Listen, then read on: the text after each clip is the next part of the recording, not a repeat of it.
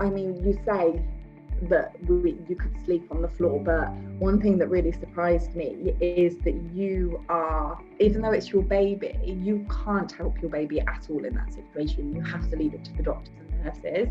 So as much as my mother instinct was saying, be with your baby, don't leave your baby, hold on to your baby at all times, actually I was in the way.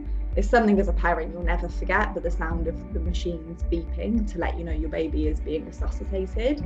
And I remember leaving the intensive care as I'd been told to, and they said, you know, we have places you can stay. Elsie's going to be in here for a while. It's going to be a long road. Somebody's going to come talk to you about Ronald McDonald House. And I kind of thought, I don't know what that is. My husband had been the one that was sorting everything out. He was dealing with the car park, and, you know, family visiting. He was the one that was speaking with the lady from Ronald McDonald House. Joe had said they have this room available for us, and we were staying by Elsie's side wherever we could. So it was probably, I don't know, 11:30, midnight. And I kind of wasn't thinking about where we were going at all. He just said, oh, it's this way. I have my plastic bag and my breast pump. That's all I remember. As we're getting up there, I just remember thinking, this is a nicer end of the hospital. I've never seen this before.